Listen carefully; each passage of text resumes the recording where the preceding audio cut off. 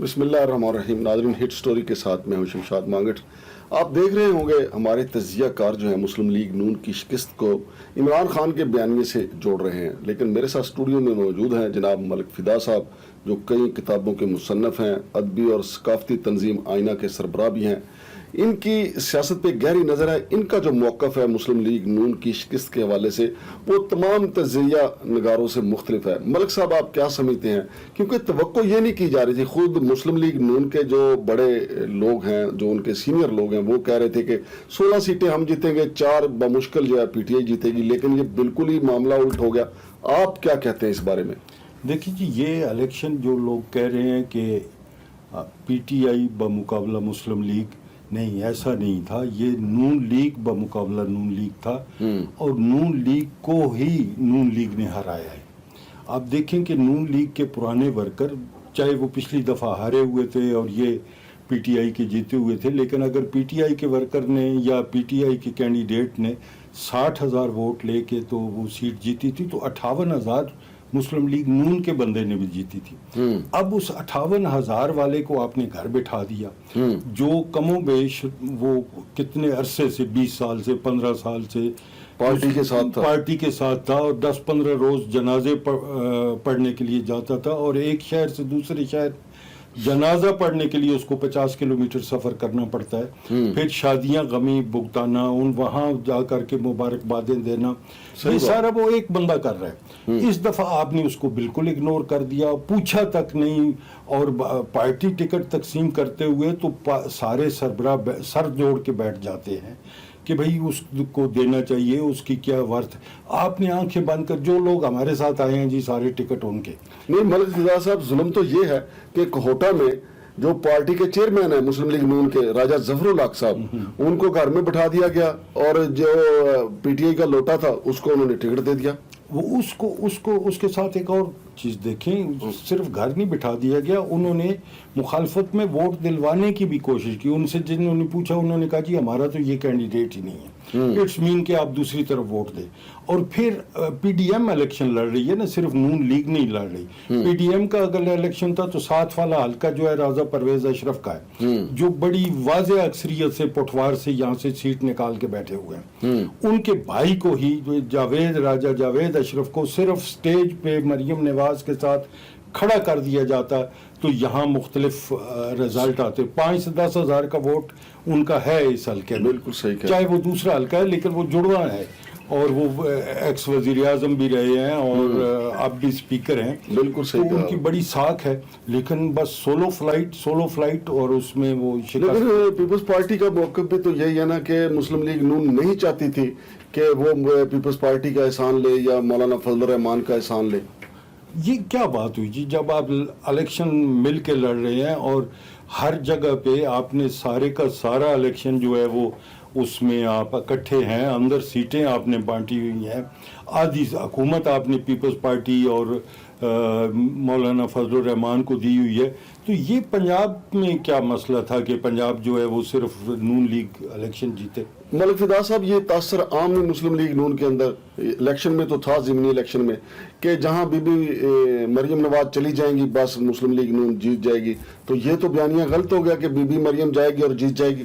مانگٹ صاحب دیکھیں، سیاست اور چیز ہے، اور سیاست میں 3-4 چیزیں کاؤنٹ کرتی ہیں. اگر صرف سپیچز سے ہو، تقریروں سے ہو، مجھ سے زیادہ مریم نواز کے ساتھ کسی کی ہمدردی نہیں ہے، کیونکہ ہماری وہ بہو ہے، عوانوں کی بہو ہے، تو ہم سمجھتے ہیں وہ ہماری بیٹی ہے. مسلم لیگ نون کا ہمیشہ سے یہ کمزوری رہی ہے، بلکہ عام پارٹیوں میں بھی یہ ہوتا ہے کہ ان الیکٹڈ لوگ جو ہیں وہ ان کے مشیر بن جاتے ہیں، جو سرگوشیوں کے ماہر ہیں، جو کانوں میں پھونکتے رہتے ہیں، میڈم آج تو آپ نے کمال کر دیا، آج تو آپ نے ووٹوں کے دل جیت لیے.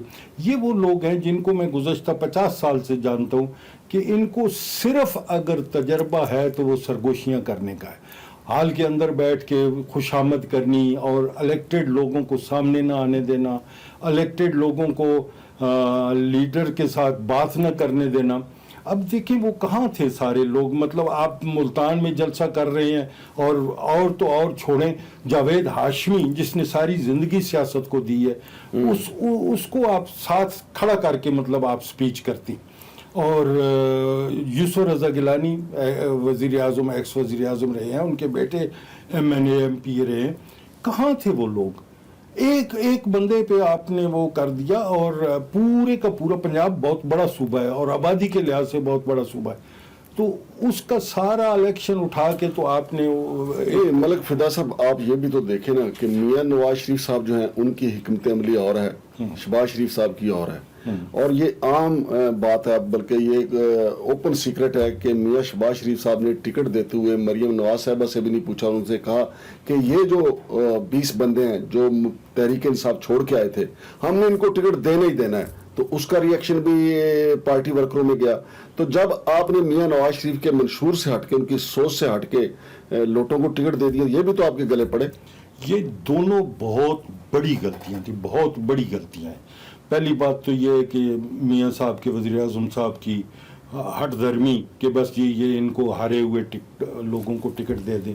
پھر دوسری بڑی غلطی تھی کہ پنجاب جیسا صوبہ ایک ان الیکٹڈ لڑکی کے حوالے کر دینا, اور جو وہ پیچھے خوش آمدید لوگ جن کو مریم نواز صاحبہ انکل کہتی ہیں اور ان کو بڑا سیاست کمانا ہوا, جو سرگوشی گروپ ہے, ان سے یہ تو پوچھیں کہ آپ کا اپنا حلقہ انتخاب کون سا ہے, آپ کس حلقے سے کبھی جیت کے اندر آئے ہیں, کبھی بلدیاتی الیکشن بھی آپ نے لڑا. لیکن میاں صاحب کو چی گویرا یا نیلسن منڈیلا بھی تو سرگوشی گروپ نہیں بنایا نا, کھانا پوسی کر کے. بس وہ اسی کا نقصان ہوا نا. پھر اب آپ دیکھ لیں کہ مطلب ہم کہاں کھڑے ہیں, جہاں بھی جو وہ ہار ہوئی. جب الیکشن ہو رہا ہے, ایک تو وہ لوگ ہیں جن کا میں آپ کو کہہ رہا ہوں کہ اگر انہوں نے 60 لیے ہیں تو 58 انہوں نے بھی لیے تھے. ایک تو وہ 58 والا گروپ ہے جو گھر بیٹھ گیا, جن کی حوصلہ شکنی ہوئی, دل شکنی ہوئی, اور ان کے ووٹرز کی دل شکنی ہوئی. ملک صاحب یہ بتائیں کہ یہ جو الیکشن مسلم لیگ نون ہاری ہے, پھر بڑا انہوں نے دل سے تسلیم بھی اس کو کیا ہے, یہ مریم نواز کی شکست ہے یا میاں شہباز شریف کی شکست ہے؟ اس میں سمجھتا ہوں جی کہ نون لیگ نے نون لیگ کو شکست دی ہے. یہ جو کہنا ہے کہ جی عمران خان کے بیانیہ جیت گیا اور بیانیہ نے ووٹوں کا دل پہ, ایسا نہیں تھا.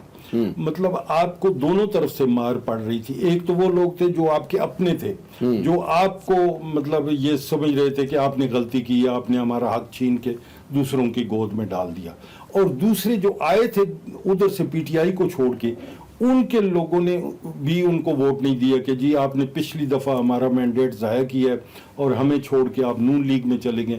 انہوں نے بھی ان کو ووٹ نہیں دیا, PTI والوں نے بھی اور نون لیگ والوں نے نہیں. دیکھیں ملک صاحب, بھلے آپ مجھ سے اتفاق نہ کریں, لیکن یہ ایک حقیقت ہے کہ ووٹ کو عزت دو کا نعرہ جس طریقے سے میاں نواز شریف صاحب نے لگایا, پھر مریم نواز صاحبہ جو ہیں اس کو لے کے چلی, وہ کافی عوام میں مقبول ہو رہا تھا چونکہ اینٹی اسٹیبلشمنٹ نعرہ تھا. لیکن اچانک عصر کے وقت انہوں نے روزہ توڑ دیا اور وہاں سے آگے اس کو لے کے چل پڑے عمران خان. اینٹی اسٹیبلشمنٹ آپ کے سامنے ہے کہ جو ان کا منشور تھا یا ان کا نعرہ تھا اس کو عمران خان نے اڈاپٹ کر لیا, بلکہ اپنے اوپر طاری کر لیا. ایسا طاری کیا کہ وہ ساری عوام پہ طاری ہو گیا. اس کا نتیجہ یہ نکلا کہ مسلم لیگ نون, نہ یہ پتا چلا کہ یہ تیتر ہے, نہ یہ بٹیر ہے, نہ یہ پتا چل رہا تھا کہ یہ اینٹی اسٹیبلشمنٹ ہے, نہ یہ پتا چل رہا تھا کہ یہ پرو اسٹیبلشمنٹ ہے. کیونکہ میاں شہباز شریف جو ہیں وہ علی اللہ اپنی پارٹی کے اندر بھی پرو اسٹیبلشمنٹ ہے, اور اسی لحاظ سے آپ دوسری طرف دیکھیں مریم بی بی اور نواز شریف جو ہیں, علی اللہ جو ہیں, وہ اب تک اینٹی اسٹیبلشمنٹ ہیں. تو مسلم لیگ نون کا ورکر کیا سوچے, وہ نواز شریف کو دیکھے یا شہباز شریف کو دیکھے؟ دیکھیں جی, اس میں سب سے بڑی بات یہ ہے کہ اسٹیبلشمنٹ کی تو کوئی مداخلت ہی نہیں تھی. اگر ہم سمجھیں کہ اینٹی اسٹیبلشمنٹ ووٹ ملا ہے یا ان کے پرو اسٹیبلشمنٹ, وہ نہیں تھا, اور عام ووٹر تھا اور ان پڑھ ووٹر تھا جس کی یہ ویژن ہی نہیں ہے کہ جی ہم نے اسٹیبلشمنٹ کو ووٹ دینا ہے یا اس کے خلاف دینا ہے, یا یہ نہیں تھا. صرف یہ تھا کہ لوکل سطح پہ جو ووٹرز کی حوصلہ شکنی ہوئی ہے, دل شکنی ہوئی ہے دونوں طرف سے. PTI کے جو چھوڑ کے آئے ہیں ان کے اپنے حلقے میں ان کے جو ووٹرز ہیں وہ بددل ہو گئے کہ یار چھوڑو, یہ ہمیں چھوڑ. اچھا ملک فدا صاحب, یہ بھی سننے میں آیا کہ راول پنڈی سے مسلم لیگ نون کے کچھ جو پرانے ورکر ہیں وہ لندن میں جا کے میاں نواز شریف سے ملے ہیں اور ان سے انہوں نے کہا ہے کہ شہباز شریف منمانیاں کر رہے ہیں, اور یہ ضمنی الیکشن کی جو شکست ہے اس سے مسلم لیگ نون کے اندر شدید رد عمل آئے گا, آپ سمجھتے ہیں؟ بالکل آئے گا. آئے گا نہیں بلکہ آیا ہے. اب آپ دیکھیں نا, مطلب جیسے آپ نے فرمایا کہ 16 سیٹوں کی ان کو توقع تھی. 16 سیٹوں کی نون لیگ کو نہیں تھی, عام آدمی کو بھی تھی کہ جی وہ تو جیتے ہوئے ہیں, وہ تو جیتے ہوئے ہیں. لیکن ٹکٹوں کی غلط تقسیم کی وجہ سے اور پھر پورا الیکشن کمپین, جو لوگ مطلب الیکشن کے ماہر ہیں, مطلب خواجہ سعد رفیق یا جیسے جاوید ہاشمی, یا پرانے مارے کھا رہے ہیں اور جیلیں کاٹ رہے ہیں اور سیاست کو جانتے ہیں, ان کو آپ اٹھا کے باہر بٹھا دیتے ہیں. اور جن کو سیاست کا اور حلقے کی سیاست کا اور ووٹر کی سیاست کا, آپ کیا سمجھتے ہیں کہ کتنے ووٹر ہیں جن کی مریم نواز تک رسائی ہے, کتنے ووٹر ہیں جن کو مریم نواز جن کے بچے روز اسکولوں میں داخل کراتی ہے, کتنے ووٹرز ہیں جن کے وہ تبادلے کرا کے ان کو ہاؤس رینٹ آؤٹ دلاتی. یہ اور چیز ہے, عوام کی اور ووٹرز کی نبض شناس ہونا, وہ سیاستدان اور ہوتا ہے. اچھا ملک فدا صاحب یہ بتائیے گا کہ راجہ ظفر الحق جو ہے وہ سینئر ترین سیاستدان ہیں مسلم لیگ نون کے بھی, ان کا مستقبل کیا ہے؟ کیا وہ مسلم لیگ نون کے ساتھ آئندہ چل پائیں گے؟ سر پہلی بات تو یہ ہے کہ ان کی عمر اب 90 سے زیادہ ہے میرے خیال میں. ان کی آنے والی نسل تو آنے والی راجہ محمد علی صاحب اب بھی جیتے ہوئے ہیں, اور ان کو ان سے مشورہ ضرور کرنا چاہیے تھا. وہ بہت سنسیئر, بہت سیریس, اور خاص طور پہ نون لیگ کے ساتھ ان کی بڑی ایک بڑی ہمدردی رہی ہے, اور انہوں نے اور کچھ بھی نہ کرتے تو ان کو مشورے اچھے دیتے کہ جی یہ آپ ایسا نہ کریں. لیکن کسی بندے کو اس الیکشن میں مشورے میں شامل ہی نہیں کیا گیا. اب دو چیزیں مجھے سمجھ نہیں آتی. کہتے ہیں کہ جی نصیحت بڑی بیکار چیز ہے, نہیں کرنی چاہیے, مشورہ نہیں دینا چاہیے, کیونکہ بے وقوف پہ اثر نہیں ہوتا اور عقل مند نے ماننی نہیں ہوتی. اب مجھے یہ سمجھ نہیں آتی کہ وہ مشورہ کہاں کھڑا تھا, کس کو دیا جاتا, کس کے حوالے کیا جاتا. یہ بہت ساری چیزیں ہیں جو سوچنے والی ہیں, اور اس پہ غور کرنا پڑے گا. اگلے ٹکٹوں پہ بھی ایک ایک بندے پہ بیٹھ کے فیصلہ کرنا پڑے گا کہ اگر ہم فلان جگہ پہ دے رہے ہیں تو وہاں پی ڈی ایم کا کون سا ورکر ہمارے کام آ سکتا ہے. آپ بے شک انکار کریں, لیکن جے یو آئی کا تھوڑا سے 2000 سے 3000 سے, لیکن ان کا ووٹ ہر حلقے میں موجود ہے. ان کو ساتھ رکھنا چاہیے تھا, پیپلز پارٹی کو ساتھ رکھنا چاہیے تھا.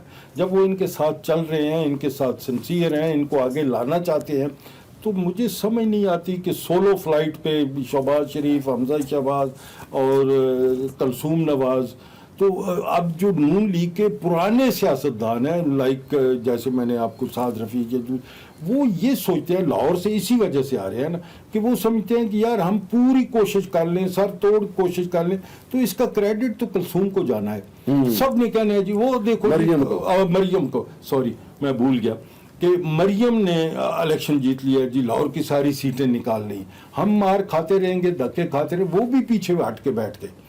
تو میں سمجھتا ہوں کہ اس میں کسی حد تک دونوں طرف سے, پی ٹی آئی کی طرف سے بھی اور نون لیگ کی طرف سے بھی, مخالفت یا کیا اس کو کہتے ہیں منافقت, یہ دونوں کا سامنا رہا ہے اس دفعہ نون لیگ کو. بہت شکریہ ملک فدا صاحب. ناظرین, حالیہ جو الیکشن ہوئے, ضمنی الیکشن لیے لوٹوں کے لیے تو بہت عبرتناک انجام تھا. اب آئندہ عام انتخابات میں راجہ ریاض نور عالم کو بھی یہ یاد رکھنا چاہیے کہ عوام ان کے ساتھ کیا کرنے والے ہیں. لیکن اس میں بھی کوئی شک نہیں ہے کہ خود مسلم لیگ نون کے اندر جو توڑ پھوڑ ہے, اپنی قیادت کو نظر انداز کرنا, اپنے سینئر لوگوں کو نظر انداز کرنا, پھر میاں شہباز شریف کی سوچ کا الگ ہونا, مریم نواز کی سوچ کا الگ ہونا. اور اگر سچ پوچھیں تو مریم نواز تو ہار کے بھی جیت گئی ہیں, چونکہ چاچے دا بھی کڑاکا نکل گیا, نال چاچے دے پتر دا بھی کڑاکا نکل گیا. ہمیشہ سے حمزہ شہباز شریف کا یہی موقف رہا ہے کہ جی قربانیاں تو میرے ابے نے دی ہیں, اور میاں شہباز شریف بھی یہ پریشر بڑھاتے رہے میاں نواز شریف پہ کہ جی ہماری باری کب آئے گی. تو باپ بیٹے کو باری دے دی ہے, اچھی دی بری دی جیسی بھی دی, ان کی خواہش پہ باری دے دی ہے. لیکن عام انتخابات میں اگر پی ڈی ایم نے مشترکہ طور پہ, جیسا کہ ملک فدا صاحب نے کہا ہے, کہ اگر مل کے الیکشن نہ لڑا, ایک سوچ کے ساتھ الیکشن نہ لڑا, تو عمران خان ان سب کا بھرکس نکال دے گا, اور خود ان کا ووٹر جو ہے وہ ان کا بھرکس نکال دے گا. شمشاد مانگٹ کو اجازت دیجیے, اللہ حافظ.